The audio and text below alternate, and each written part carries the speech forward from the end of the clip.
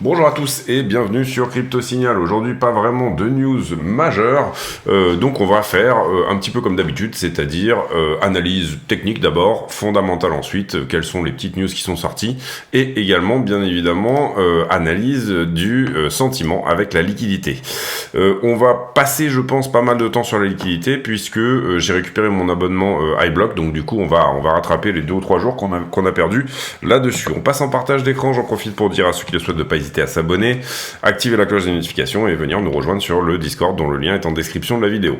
On est là sur le BTC face au dollar en daily. Vous voyez qu'on a eu un petit plongeon au 29,2, retest en fait finalement de la borne haute de la vallée qui est ici, vous le voyez, précédente, et pour l'instant ça ne cède pas.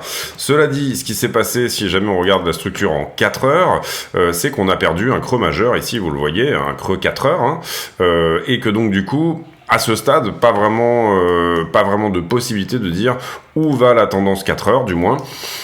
Et qu'on a perdu ici, vous le voyez, cette trend qui tenait très bien jusque-là le prix. Actuellement, on est en train de la retester, mais cette trend d'accumulation-là est perdue. On a perdu également ce petit niveau-là, c'est-à-dire qu'on a attaqué un creux ici, vous le voyez, qui est vraiment dans une time frame plus petite. Personnellement, j'aurais bien vu BTC retracer un petit peu plus bas. Ça n'a pas été le cas, au moins retester, vous le voyez ici, les 28,6. Donc la potentialité, et elle existe, c'est qu'en fait, on soit désormais dans une structure qui nous propose quelque chose comme ça, donc un nouveau plus bas éventuellement autour des 28,5 à partir de 34. On suit la 4 heures hein, principalement, vous le comprenez ici, et on avait une 4 heures qui était haussière, désormais elle passe baissière, donc on va surveiller ça de près, mais peut-être que la bonne direction est en train de passer short. On ira voir ici avec la liquidité si jamais c'est le cas. En tout cas, on a une trend, on va la reprendre ici peut-être en 4 heures, ça sera peut-être plus judicieux. Oui, ça sera plus judicieux au sens où on a une trend 4 heures, vous le voyez ici, donc bougie de distribution à bougie de distribution. Pour le moment, on ouvre au-dessus, donc on est peut-être en train de la casser ici. Si jamais on arrive à terminer la clôture de ces 4 heures-là, donc cette bougie, elle a commencé à 14 heures à 18 heures, donc dans 2 heures, si on arrive à clôturer au-dessus de ça, on aura effectivement hard closé, donc on aura clôturé cette trend de distribution là. Ça sera déjà un premier signe éventuellement que la direction n'est pas forcément short et que peut-être tout simplement on est en train ici à ce stade de venir attaquer tout simplement le point le plus haut, c'est-à-dire les 31 000 à peu près. Pour moi, pas forcément le cas tant qu'on n'a pas déjà attaqué ces niveaux-là. Là, on est à un niveau logique, entre guillemets, pour éventuellement plutôt avoir une position ouverte en short pour celui qui veut jouer vraiment la 4 heures. Donc, la direction préférentielle du 4 heures serait plutôt short. Et à ce stade, attendre éventuellement de voir si à partir du moment où on n'arrive pas à dépasser ce point-là, vous comprenez que l'idée, ça sera de revenir prendre celui-ci. Voilà pour la 4 heures, 1 heure, on est plutôt haussier, on a bien poussé là sur les 5 ou 6, pour les 7 ou 8 dernières heures, on va dire. C'est un short squeeze, hein, c'est-à-dire que sur cette descente-là, en fait, on avait eu pas mal de shorts qui s'étaient ouverts, vous allez le voir tout à l'heure, et du coup, quand on est reparti dans l'autre sens, on est tout simplement venu les liquider. Voilà, pour le moment, pas grand-chose de plus à dire sur la price action, on reviendra à la fin sur le BTC pour regarder un petit peu les opportunités dans des time frames plus petites. Sur Ether, on reste sur une latéralisation en élargissement. Voilà, pareil pour Ether, hein, on est sur un peu la même chose que Bitcoin, c'est-à-dire une structure qui est plutôt latéralisante ici. Je dirais même plutôt que par rapport à Bitcoin, on a presque une 4 heures qui serait haussière sur Ethereum 1, vous le voyez ici. J'avais pas regardé présentement là, mais on ne perd pas le dernier plus bas en tout cas. Mais on n'arrive pas à passer ce point-là qui est les 2118. On va voir si ça attaque fort de ce côté-là. Je crois que les altcoins ont pas mal performé hein, sur cette petite correction latéralisation de Bitcoin. Vous le voyez là ici, bon, dans les altcoins que moi personnellement je surveille pas mal. On a des jolis 9% sur Rose. On a aussi 4,90 sur Avax, 6% sur Mina, ICP qui fait un plus 10%. Donc voilà, on avait parlé d'une potentielle alt season. On va voir si c'est pas les prémices de ça, c'est-à-dire un Bitcoin qui va en latéral, qui marche en crabe, et des altcoins qui surperforment le Bitcoin. On va aller voir l'index pour être complet sur la question. Vous voyez qu'on était à 14, on est remonté à 16, rien de folichon pour l'instant, donc on va pas trop s'enflammer sur l'histoire. Donc Ethereum plutôt latéralisation, la 1 heure très légèrement haussière également, pas de perte du dernier creux sur la 4 heures et la 15 minutes qui est très fortement haussière. Voilà, on va voir ici si cette petite traîne de distribution ici en 15 minutes casse, mais on a une traîne d'accumulation assez bien visible. Peut-être comme cela en fait, quelque chose qui aurait un petit peu, voilà, cette gueule là, hop là, quelque chose comme ça. Et encore que celle-ci, non, elle a été closée, vous le voyez, elle a été hard closée. Enfin là on est en 15 minutes, on va essayer de peut-être se mettre sur une time frame un peu plus grande. La 1 heure, allez, ouais, c'est pas incroyable non plus. Accumulation, peut-être en 1 heure, on a peut-être quelque chose en 1 heure, vous le voyez ici. Alors là, comprenez qu'on est en train de l'attaquer, ça veut pas dire qu'on va la perdre, on est peut-être en train de mécher en dessous, mais il nous faudra un corps de bougie entier en 1 heure en dessous de cette trend pour pouvoir la closer définitivement. En tout cas, le 1 heure est plutôt haussier à ce stade. Qu'est-ce qu'on pourrait dire d'autre ? La stablecoin dominance, bon, vous voyez que Ether est en train de corriger là, hein. Il a tapé ce niveau des 20,49 et il corrige au niveau de dominance. La stablecoin dominance, c'est ça que je voulais regarder. Plutôt en train de latéraliser. Qu'est-ce qu'on avait dit, nous? On avait dit tant qu'on ne casse pas ici cette traîne de distribution, tout va bien. Et pour l'instant, c'est le cas. On avait dit potentiel support ici. Pour le moment, on n'a pas encore touché. On est en train d'attaquer le creux qui est au-dessus, là, vous le voyez, celui-ci. Le petit creux qui protège le creux suivant, en fait. Hein, la grande vallée qui est ici est protégée par ce petit creux-là. Pour l'instant, ça rebondit sur ce support-là. On va voir ce que ça dit. Ça serait bien que ça perce, parce que, bien évidemment, moins de stablecoin dominance égale des cryptos qui performent un petit peu plus. On est mardi, on va aller regarder rapidement ce que nous dit le S&P. Vous savez que le S&P, pour moi, je suis haussier à ce stade, en tout cas, jusqu'à 4004, c'est-à-dire que je vois bien le S&P remonter et reprendre ses niveaux des 4400 et ensuite nous marquer une très forte correction. En tout cas, chartistement, c'est ce qu'on pourrait voir. Le VIX, très légère augmentation, gaz naturel, etc. Alors ça, c'est intéressant, plus 39,64 pour le freight container. 39,64 dans la journée, c'est beaucoup, vous le comprenez bien. Alors on avait très fortement corrigé, hein, on avait divisé le prix pour traverser la Baltique avec un container, hein, tout simplement, c'est le prix du transport en fait qu'on regarde ici. Et effectivement, il a beaucoup corrigé cette semaine, mais là vous voyez qu'aujourd'hui il est en train d'ouvrir avec un énorme gap haussier.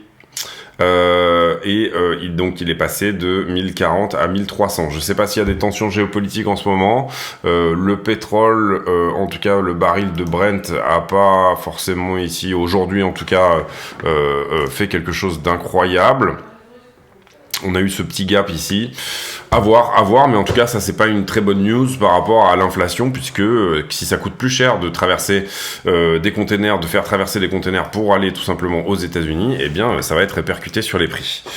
Au niveau des news, principale news, c'est que les banques vont plutôt bien, en tout cas les grosses, c'est-à-dire que Goldman Sachs a plutôt tapé, ils ont un petit peu corrigé pour le coup Goldman Sachs, puisque c'était les Marcus Loans, ils ont eu des prêts qui sont passés en perte, on va dire, et donc du coup là-dessus ils ont pris une perte, mais les autres grosses banques nous ont posté des earnings qui étaient plutôt pas trop mauvais. Ici, rien sur Journal du Coin, Finbold, des sujets sur la dédollarisation du monde. Shanghai Upgrade, intéressant, c'est qu'on a donc la chapelle là, on a désormais plus d'Ether qui reviennent en stacking que de retrait. Donc ça c'est intéressant. Théoriquement le niveau de stacking est bon actuellement, à peu près à 4%. Au plus il y a de gens qui veulent stacker, au plus la récompense diminue pour ceux qui stackent, tout l'ensemble en fait. C'est comme si vous aviez un gâteau à partager, et puis moins il y a de monde, et ben plus il y a de stacking, etc. Et puis inversement. Donc ça devrait ici, ça veut peut-être dire en tout cas qu'on a trouvé un équilibre. Comme on l'avait un petit peu prédit, le fait que vous puissiez désormais sortir vos Ethereum pourrait éventuellement être en fait un signe que c'est plus intéressant de stacker. Donc du coup vous allez avoir des gens qui vont plus se tourner vers le stacking qu'avant, puisque désormais il est quasiment liquide de fait. Donc on avait évoqué cette possibilité. Rien sur Cointelegraph, pas grand chose sur bitcoin.com. Ici, vous le voyez, Goldman Sachs qui manque ses estimations de revenus après avoir pris une perte de 470 millions sur les prêts Marcus. Et la Bank of America qui atteint ses attentes. Donc du coup, c'est pas mal là-dessus. Au niveau du calendrier économique, pas grand chose cette semaine, on en a déjà parlé. Ici, un sujet à nouveau sur la dédollarisation du monde. Et sur donc aujourd'hui sur les earnings, on va avoir Netflix, Bank of America qui a déjà posté, Netflix ce sera ce soir, Goldman Sachs, vous le voyez, en fait on est sur un EPS au-dessus, mais un revenu qui ne touche pas, moins 500 millions. Après on aura quoi, United Airlines, etc., First Bank National, quelques banques régionales. Oui, il y a quand même pas mal de choses qui vont sortir aujourd'hui, et demain il y aura Tesla qui va être relativement intéressante à suivre, IBM, Morgan Stanley. Enfin voilà, il y aura quelques earnings demain qu'il faudra bien suivre avec attention pour voir éventuellement ce que pourrait nous souffler à l'oreille le marché américain. On va passer la page de pub et ensuite on va traiter la liquidité. Allez, on y va pour la page de pub. La chaîne est partenaire de deux exchanges qui sont Bybit et BitGet. Ces deux exchanges ont fait leurs preuves, ils sont suffisamment liquides à mon sens et ils ont également d'excellentes preuves de réserve. Comment on passe par le lien de la chaîne pour s'affilier sur un de ces exchanges? Tout simplement, on va sur la vidéo, on clique sur la description de la vidéo et là vous aurez trois liens importants. Le premier étant l'accès au Discord, le serveur qui nous permet de communiquer. Le deuxième étant les liens d'affiliation ici que vous voyez sur Bybit et BitGet. Lorsque vous cliquez sur un de ces liens, vous allez tomber sur une page qui ressemble à ça, et là vous allez cliquer sur s'inscrire. À partir de là, vous aurez de toute façon accès au moins 15% sur vos frais de trading, quoi qu'il arrive. Pas besoin de faire le reste, on va dire. À partir de là, vous serez de toute façon affilié. Mais vous pouvez éventuellement aller plus loin. Vous pouvez aller plus loin en tout simplement, une fois que vous êtes connecté, votre page de connexion, elle ressemble un petit peu à ça. Et là, vous allez passer votre souris sur votre icône de profil, et ça va vous afficher un numéro qui s'appelle le User ID, le UID.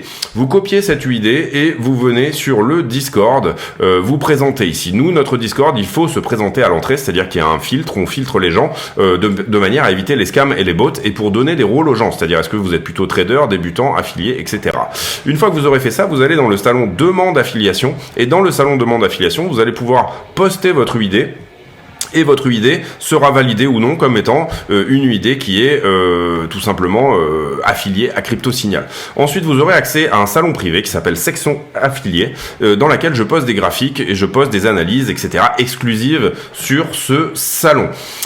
Il y a aussi une possibilité de participer à un tirage au sort. Pour participer à ce tirage au sort, il faudra également déposer 100 USDT, en plus de s'inscrire et de faire toutes ces démarches-là, déposer 100 USDT sur un de ces deux exchanges. À partir de là, l'exchange me le dira et ils me diront que vous avez, entre guillemets, le statut de super affilié. Le statut de super affilié, vous n'êtes pas obligé de trader ces 100 USDT d'ailleurs, ils peuvent très bien juste rester sur la plateforme quelques temps, le temps que vous soyez validé, et puis une fois que vous êtes validé, vous pouvez les enlever, vous en faites ce que vous voulez, mais ça vous permettra de participer à un tirage au sort tous les 20 affiliés de 200 USDT. Donc le premier tirage au sort, il sera sur 20 affiliés, le deuxième sera sur 40, une chance sur 40 de gagner 200 USDT, le troisième sera sur 60, une chance sur 60, etc. Donc voilà, écoutez, si ça vous intéresse, n'hésitez pas à passer par ces liens, et puis on revient à la vidéo. Merci de votre attention. Ok, j'en profite pour dire que Qcoin est également partenaire, donc Bybit, BitGet et Qcoin.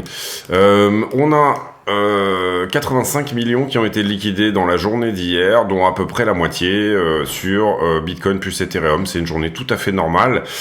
31 millions sur Bitcoin et 15 sur Ether. On est vraiment dans la normalité la plus plate de ce côté-là. C'est-à-dire une journée en nombre de liquidations qui touche plus ou moins les objectifs journaliers qu'on peut avoir, mais également la proportion Bitcoin Ethereum est très bonne.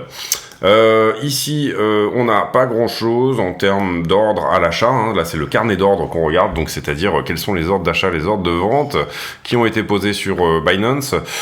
Pas grand-chose, hein, pas grand-chose proche du prix, en tout cas, vraiment. On n'a pas forcément beaucoup vendu sur la montée, là. On a un ordre de vente qui est apparu ici, au 30 500.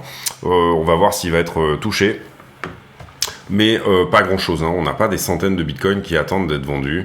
Éventuellement ici à 31 000, vous voyez 300 bitcoins, 151 bitcoins au-dessus, et des très légers ordres qui ont commencé à se faxer sur la montée pour faire des ordres d'achat. C'est-à-dire que ces gens-là pensent qu'on va réattaquer le creux précédent mais continuer à monter ensuite, hein, c'est logique, et ces gens-là pensent à l'inverse que ce niveau-là va rejeter. Vous voyez que c'est un niveau de résistance, les 30 508.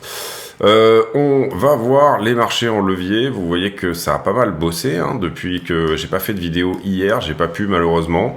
Qu'est-ce qui s'est passé? Eh bien, on a pris ces 3 niveaux de longue là. On n'est pas allé chercher au dollar près ce niveau de short ici. Ici, on a une latéralisation et tout qui latéralise plus ou moins en même temps. Ici, pour moi, c'est aussi relativement correct. Là, j'ai pas mal de longues qui sont rentrées. Donc là, on était en train de corriger. On a en plus du long qui se rajoute. Donc, on vient finalement les chercher. Donc, j'avais une anomalie, mais elle est réparée. Ici, j'ai une anomalie également, c'est-à-dire que le prix monte, mais le funding descend. Donc là, j'ai eu beaucoup d'entrées de shorters vers 29,4. En retard, c'est les shorters retardataires, et vous voyez que là, du coup, le prix se retourne, vient les chercher. À ce stade, j'ai également été shorté ici. Vous voyez que le prix continue à monter, mais le funding descend. Une très grosse position probablement ouverte en short, puisque là, le funding carrément il plonge. Et en l'occurrence, eh bien, le prix vient nettoyer ça. Donc, il y a eu des anomalies, mais tout a été plus ou moins nettoyé. Est-ce qu'on a été fortement shorté fortement longué, pardon, à partir de ce niveau-là? J'aurais tendance à dire pas plus que ça. Donc, on va quand même juste mettre un point à prendre en traitillé. Mais pour moi, la liquidité ici, on va dire, n'est ni short ni long, ou en tout cas elle a réparé plus ou moins toutes les anomalies qu'on pouvait voir. Au niveau des spreads, j'ai des spreads qui sont toujours négatifs, donc un peu plus d'intérêt pour les marchés en perp que pour les marchés au spot. Ethereum USDT perp, si j'arrive à l'écrire. Donc sur Ethereum, qu'est-ce qui s'est passé? Même chose, j'avais parlé ici d'un fort niveau, désormais on l'avait mis en 2 pixels à venir prendre, donc c'est chose faite, tac. Le funding est fortement positif hein, quand même sur Ether. Ici on voit qu'on est à peu près dans la normalité. Ensuite j'ai un prix qui descend mais un funding qui latéralise. On avait peut-être un petit peu de long là-dessus. Ensuite ça latéralise pas mal, c'est plutôt propre. Ici c'est plutôt propre aussi on va dire. Hein. On avait très légèrement été shorté à ce stade-là. Ce point n'a pas été travaillé. Ici, on va dire que ça se suit également. Là, par contre, vous le voyez, le prix qui descend, mais le funding qui monte. Donc, j'avais un niveau de longue à venir prendre et qui était là. Vous voyez qu'il a été touché derrière, c'est-à-dire qu'on vient vraiment le chercher. Après, ça se suit pas mal. Et là, à l'inverse, par contre, j'ai une assez chouette anomalie. C'est-à-dire que j'ai un prix qui augmente, un funding qui descend. Donc, en l'occurrence, j'aurais tendance à dire que ce point-là a pas mal été shorté. Donc, du short résiduel autour des 2126 sur Ether. Est-ce qu'on va y aller tout de suite ou pas? On va jeter un œil sur les poches de liquidité puisque j'ai récupéré mon abonnement iBlock et ça, c'est cool. Eh bien, on voit là la grosse position dont je vous parlais tout à l'heure, hein, qui a été ouverte ici dans le creux, position retardataire, on vient la chercher. Est-ce que depuis qu'on est en train de remonter, on ajoute beaucoup d'open interest ici en longue en dessous? Oui, un petit peu quand même, il y a des positions. Là, on pourrait tabler sur une petite correction court terme, puisqu'il y a quand même des positions, effectivement.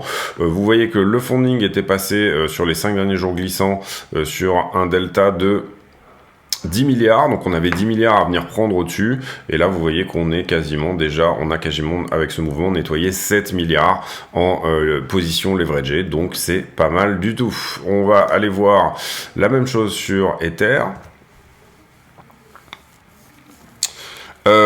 Alors sur Ether, on avait cette très grosse position là qu'on est venu chercher. Ensuite ici, c'est l'anomalie dont je vous ai parlé, donc on est venu chercher la position également. Vous voyez qu'Ether est un peu plus à l'équilibrium et moins shorté que Bitcoin, donc il y a une divergence ici entre les deux. Sur les 5 derniers jours, on a plutôt un delta en position en faveur des longueurs sur Ethereum, et ce à hauteur de 1,58 milliards. Donc voilà, on n'a pas énormément d'open interest sur Ether. Là où on en a quand même pas mal sur Bitcoin. Vous avez vu que sur Bitcoin, la position, on va dire l'argent est peut-être très légèrement un peu plus en haut, alors que sur Ether, il est peut-être probablement un tout petit peu plus en bas, mais c'est pas forcément ici la liquidité qui fait le prix. Sur les 12 dernières heures, pour moi sur Bitcoin, j'ai plus de long que de short. Donc attention à ça, ça pourrait nous faire perdre les 29,275. Donc ça c'est intéressant, vous voyez, d'aller voir les liquidités en fonction d'une time frame. Mais en tout cas, depuis les 12 dernières heures, j'ai des longueurs retardataires, du coup, pour le coup, sur ce mouvement. Sur la 7 jours, vous voyez qu'on est passé dans le jaune au niveau des 31,2.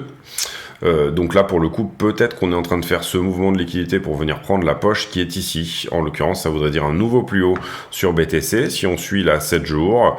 Et sur la 1 mois... Sur la 1 mois, on a très très bien nettoyé quand même toute cette bande de liquidité qu'on avait au-dessus. Il en reste encore un petit peu, il en reste encore jusqu'à 34. Voilà, à ce stade, moi personnellement, et ça fait plusieurs semaines que je le dis maintenant, mais peut-être qu'il serait temps de regarder en bas. En tout cas, quand on regarde la liquidité, c'est assez flagrant. Ether, même chose, plus de short, plus de long que de short. En fait, c'est tout simplement que les positions short ici, elles ont été prises quand on a fait ce rebond. Donc sur Ether, c'est à peu près la même logique que sur BTC. Et en l'occurrence, sur la 7 jours, vous voyez qu'on n'est pas dans le jaune là. Quelque chose à prendre sous les $2000, potentiellement sous les 1880 si on devait plomber. Et par contre, sur la 7 jours, ça nous donne quasiment 2195 et potentiellement 2315 si jamais on devait monter. Sur la 1 mois, pour remettre les choses en perspective, pas forcément en se disant que ça va être très exactement là que le prix doit aller, mais vous voyez que la plupart de la liquidité est au-dessus des 1400 désormais sur Ethereum, et que 2200 est une bonne target, potentiellement 2003 ou 2004 si jamais on arrive à passer dans le jaune dans cette tranche de prix. Ensuite... on avait noté, il y a de ça quelques jours, un éventuel retour des institutionnels sur Bitcoin. On l'avait noté grâce au fait que le IBLC performait bien. Donc ça, c'est plus ou moins l'ETF en fait Bitcoin de chez BlackRock. Donc lui, il performe bien, vous voyez, 5%. Donc ça, c'est une super entrée pour les institutionnels sur la crypto, tout simplement parce que on va dire qu'elle évite d'acheter du Bitcoin, qui est quand même relativement incertain au niveau de la régulation. En l'occurrence, ici, on voit bien que la structure d'Eli est très bien haussière, que c'est plutôt propre vraiment dans cette price action-là. On voit d'ailleurs peut-être une épaule tête épaule inversée là qui aurait pu casser et qui pourrait éventuellement commencer à nous donner quelque chose d'intéressant. En l'occurrence, épaule tête épaule, on la fait toujours d'une aisselle à une autre, c'est-à-dire vous le voyez, une aisselle à celle-là, donc elle n'a pas cassé, elle est juste potentiellement là en train d'arriver sur son point de sa ligne de coup. 3,24 plus 3,24 pour le GBTC, qui est une autre manière d'acheter du Bitcoin synthétisé pour les institutionnels. L'épaule tête épaule inversée, pour le coup, on l'avait eu ici, et ça nous donnait une target à $24. Le premium sur le GBTC, qui je suppose a dû baisser. Qu'est-ce que c'est que le premium? Comme je vous dis, c'est tout simplement un asset synthétique. Vous le voyez ici, il est à moins 36, donc c'est un discount à moins 36, c'est-à-dire que en fonction des bitcoins réellement possédés tout simplement par Grayscale, eh bien, si vous achetez aujourd'hui une action à $25, si vous achetez une action à $25, vous le voyez ici, vous allez du coup... pardon, le prix n'est pas de $25, excusez-moi. Le prix est de... On a dit combien sur le GBTC? $17. Si vous achetez aujourd'hui à $17, en fait, en réalité, vous aurez un droit de propriété sur du Bitcoin à hauteur de 25 $. Donc ça veut dire que d'une certaine manière, vous avez un discount, vous avez du BTC à moins 30%. Si jamais, bien entendu, à un moment donné, Grayscale se remet un petit peu de tout ce dont elle a été victime dernièrement, etc.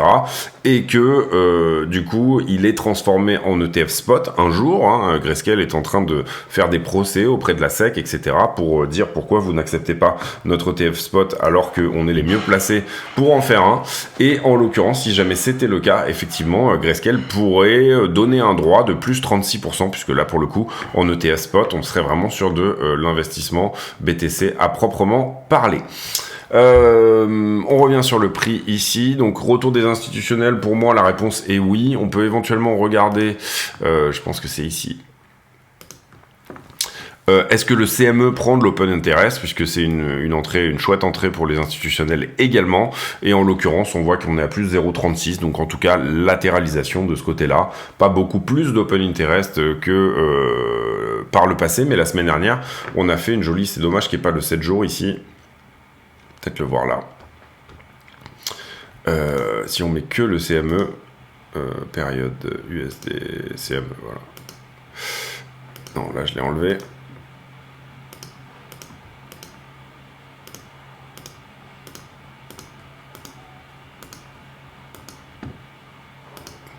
Voilà, voilà, c'est bon. Sur le CME, ça donne ça. Alors, on va essayer de se mettre au bout.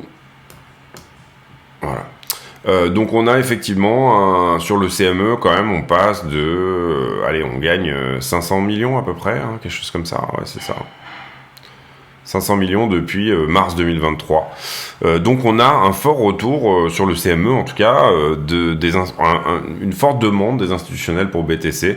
Alors elle est aussi forte que ce qu'on était au 30 janvier, c'est-à-dire à la fin du petit bull run qu'on a eu début janvier, vous le voyez, donc après on avait reperdu de l'intérêt à nouveau, et là on est en train d'en reprendre. En tout cas la structure est plutôt haussière là-dessus, on a redépassé ces niveaux-là du 30 janvier. Là on était monté en flèche, c'était le moment où BTC était passé en gros de 17 000 à 17 000 à 25 000, en gros, quelque chose comme ça, 30 janvier, peut-être un peu moins. 15 000 même plutôt, entre le 8 janvier et le 31 janvier, donc tout le mois de janvier, on va aller regarder ça derrière. Et en l'occurrence, quand même un net retour des institutionnels, et en gros on parle de cette période-là, c'est-à-dire 1er janvier ici, donc on était à 16 006, et 31 janvier, quelque part autour des 23,7, donc voilà, 16-17 jusqu'à 23. Donc retour des institutionnels, la réponse est oui, plus ou moins, et on va revenir ici maintenant sur les toutes petites time frames. On va aller voir le 5 minutes. Alors sur le 5 minutes, vous le voyez, on est très légèrement baissier à ce stade. On a un double top qui est assez joli ici. On pourrait penser peut-être ici que on va essayer de se diriger vers l'attaque du creux qui est celui-ci. Donc un passage de 31,2 à 29,9, moins 300 $. C'est pas énorme, mais pour un petit scalp, ça le fait bien. On a quand même ici une trend d'accumulation sur le petit 5 minutes qui est relativement visible, c'est celle-ci. Là, vous la voyez, bon, en gros, on va essayer de la... Je la mets pas pile poil, mais c'est pour vous donner, voilà, la tendance, Là, normalement, je devrais pas la mettre, là, c'est-à-dire que je devrais considérer les corps de bougie, mais d'une manière générale, voilà, c'est une trend, donc on peut se donner des libertés, et vous voyez que là, on vient faire quoi? On vient tout simplement retester la trend. Si on perce au travers, eh bien, ça veut dire que cette petite structure sympathique, plus ou moins haussière, va temporiser de manière plus forte, qu'on va rejouer avec des time frames plus importantes. Si jamais on regarde le 1 minute, on avait un niveau ici qui tenait plus ou moins, et en fait c'était celui-ci, vous le voyez. Là, en fait, il est très légèrement au-dessus, il est à peu près par là. Là, vous voyez qu'on touche une fois, 2 fois, 3 fois, on remonte, on reteste, on n'arrive pas à clôturer dessous, on repasse encore au-dessus. Ici, on temporise un tout petit peu, et là, à ce stade, on est en train de la perdre.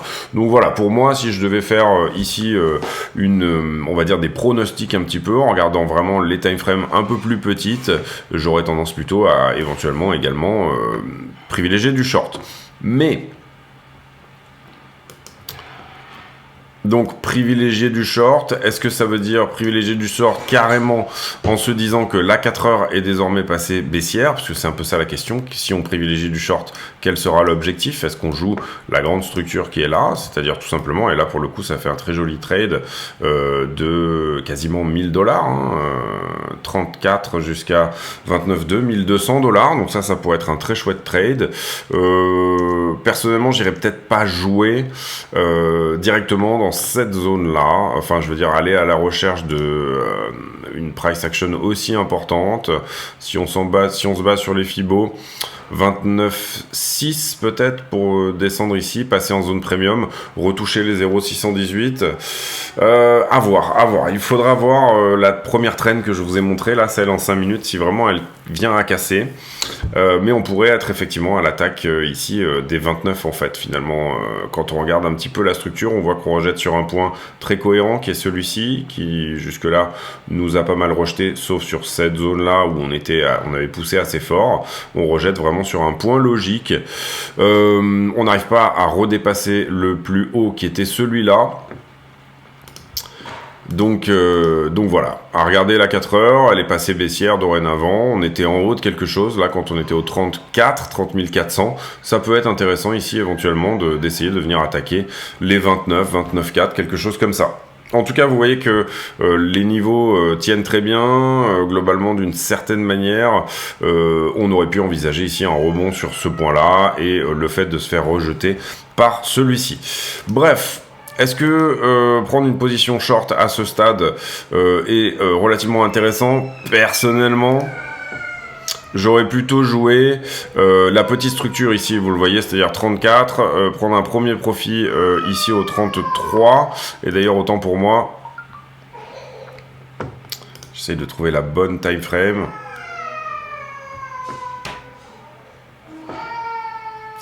Là, on rejette. Ouais, c'est compliqué parce que c'est très profond ici. Hein. C'est très profond ici. Peut-être un trade un peu serré, c'est-à-dire pas beaucoup de capital sur ce trade. Levier pas forcément extrêmement conséquent. Et pour effectivement venir carrément chercher le plus bas ici. On peut ici se dire qu'il va y avoir des réactions sur ce niveau. C'est-à-dire venir chercher le niveau tout pile. C'est pas forcément extrêmement intéressant, mais plutôt quelque chose qui se trouve dans cette zone-là où on avait déjà rebondi, vous le voyez. C'est-à-dire qu'en fait, on ferait une nouvelle latéralisation, hein, encore une fois, là-dedans.